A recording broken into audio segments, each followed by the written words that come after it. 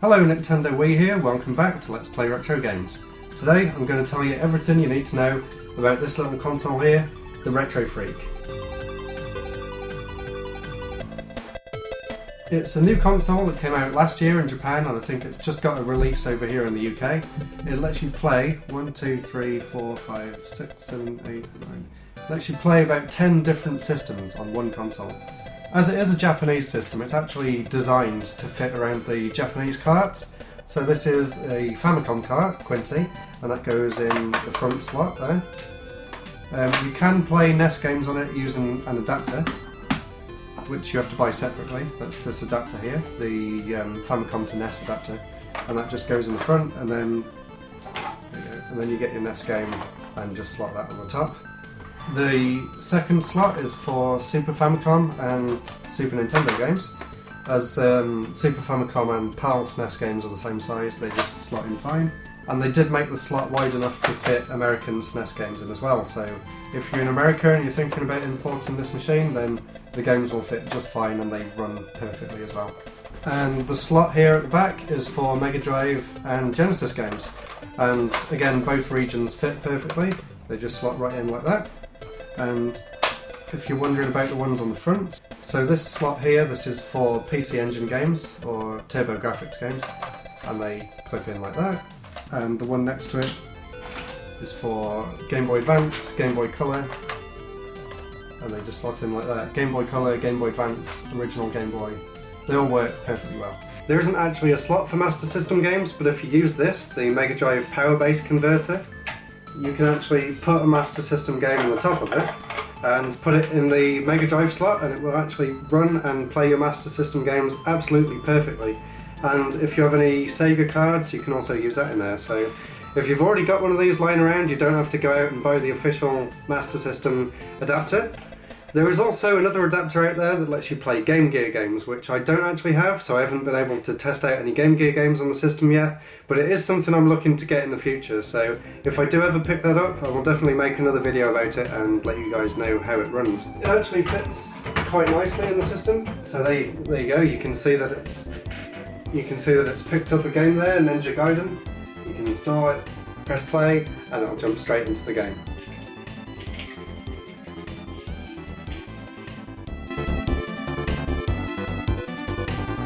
The first and most important thing, in my opinion, is the ability to be able to actually insert a game and install it to the memory of the system. And you can put a micro SD card in the back there and store your games on that, or you can store it straight to the internal memory, which I think it has about 3 gig, which is plenty of space for retro games. They really don't take up much space at all. And then the really amazing thing is, once you've got all the games on here, and you want to take this somewhere, maybe you want to take it on holiday, maybe you want to take it to somewhere where there's a TV, you can clip the back of the console off, and that's all you need to take with you. That's got every single one of the games that you've scanned in. It's got enough USB ports on there for 2 controllers, it's got a HDMI socket on the back, and it's got a power adapter. So you don't even need to take this with you. This is literally just for scanning the games in, or playing them straight from the cartridge if you'd rather do it that way. Really, really nice design, really compact. As you can see, I've got a lot of games lying around because I was scanning a lot of things in. I was literally spending like the past 3 or 4 hours last night just scanning every single Game Boy and Game Boy Advance game I have onto this thing. Here's the controller that comes with the system. It's basically a Super Nintendo controller, which is a huge improvement over the one that came with the Retron 5, which I thought was really clunky and I didn't really like it that much. It's not wireless, but it does have a really long cord, so there's plenty of space to be able to play this from a TV and sit back on the sofa or something. So really love this controller. You can buy an adapter to let you use official console controllers, but I haven't really seen the need. I'm really happy with this as it is. And that's USB, so it just goes in there.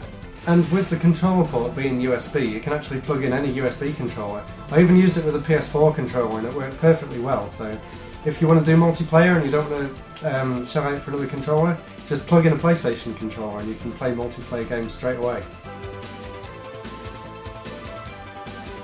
So this is the main menu. Over here on the right you've got a choice of the different systems which you've installed into the micro SD card. So you can actually just click on that and go through your entire list of games and choose what you want to play. And it's really easy and convenient. You can organise the games in different ways. You can have them just as a list, you can have them so you can see a screenshot of the last area that you were in, and if you press select you can organise by a rating, which you can set yourself, the year the game was made, which it picks up automatically when you scan it in, the developer, or just by the title. And there's loads of other settings. You can choose what region the console is set to, whether you want it to import the save from the cartridge. So say you've got a game like this, you've been playing it on the actual SNES and you've got a save file. When you put it in the system, it'll ask you if you want to import the save file, and then it actually takes the save off the game and puts it onto the Retro Freak.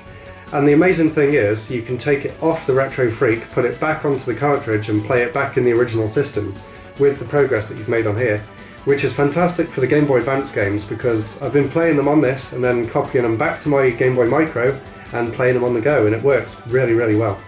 There's loads of other options. I won't go through all of them because some of them aren't that important, but there's a lot of different screen options, which I'm sure if you use emulators you're pretty familiar with. There's image filters to smooth out the images. I don't really like them, so I usually have them turned off. Aspect ratio, whether you want the game in widescreen or 4:3. Turning scan lines on or off. I know some people really like scan lines, so that's a good option to have. Screen refresh rate, you probably want to keep that on 60 Hz because with the PAL games 50 is a bit slower, and you can actually speed them up to what they were supposed to be like, which is great. Sound enhancements, set different controllers if you've got different controller options. So I've got some Game Boy games here. Let me show you what happens when you scan in a new game and see what options it comes up with. Let's try Donkey Kong, the original, because Kirby was already on the system. There we go, so it imports the initial save data and then it asks you, do you wish to install this game to the micro SD card? So press yes, and then it will actually add it to the list of games on the side, and that means the next time you want to play it you don't have to put the cartridge in, so you can keep it in a nice display like this and not have to worry about going to pick up a new game each time you want to play one. You can just go on the list on the side, and then you just press play and it jumps straight in. The cool thing about the Game Boy games, you can actually use the Super Game Boy borders, which is a really, really nice feature. But you've also got the option to be able to play it in the classic Game Boy mode with the classic colours and graphics, obviously. And if you press home while you're playing a game, you get the following options here. You can create a save state, you can take a screenshot, which I've been using quite a lot, and that gets saved to the SD card, so you can use that on a computer. Say if you were writing a review for a game or a blog post, you could take a screenshot and then use that screenshot on your website. You can change filters on the fly, you can add scan lines, you can adjust the volume, and if you go back to the main menu, two more options open up here. There's a cheats option and there's game settings. Cheats, most games have cheats. I think it's done through like Game Genie or something. So for Donkey Kong you've got these three options here. Infinite hammer, always have the hammer, or go to the last savable level, which I'm not sure what that means. And game settings is where you can copy your save back and forth. Apply patches, which I'll get to in just a second. And for the Game Boy, you can choose whether it's Game Boy Color, Super Game Boy, what sort of colours you want to use. So you can even use the colours that the Game Boy Advance uses when you play a Game Boy game, and whether you want to display the Super Game Boy border.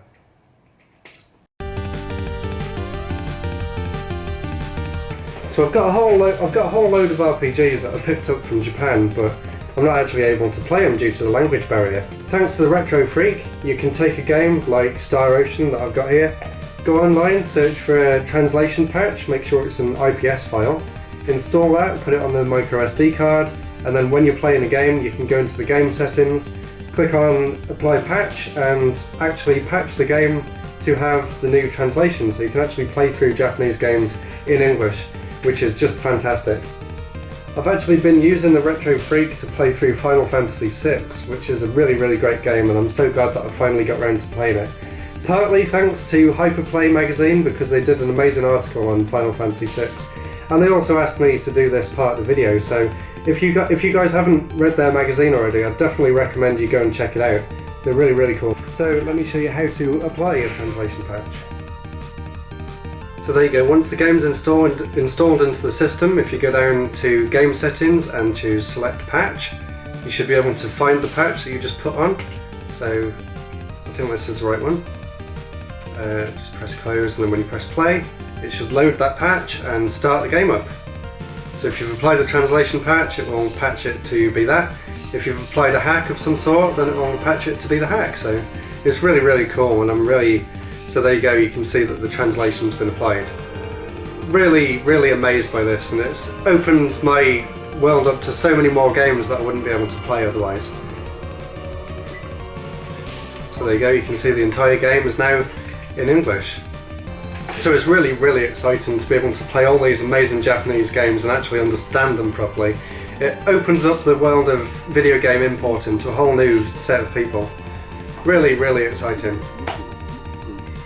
So thanks for watching. That was a really quick overview of the Retro Freak system. Now I'm going to leave you with some gameplay from a few of the different systems on the console. So please enjoy that. Let me know if there's anything else you want to know about the system, and maybe I could make a follow-up to this video in the future.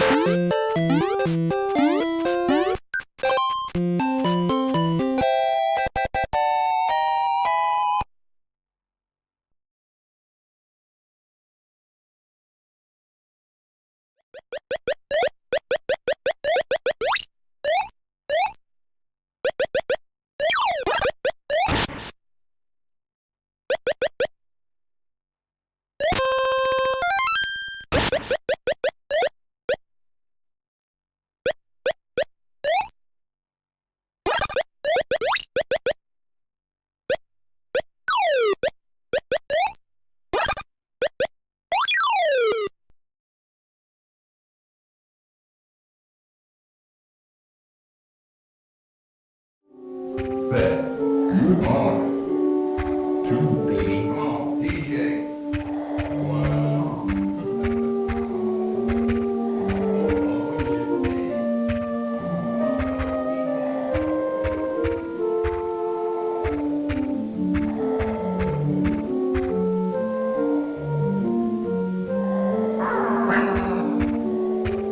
Yeah, come on, give it some gas. So thanks very much for watching. Please like, subscribe and comment, and I'll see you in the next episode. Goodbye. The retro cat. Oh, he's on my shoulder.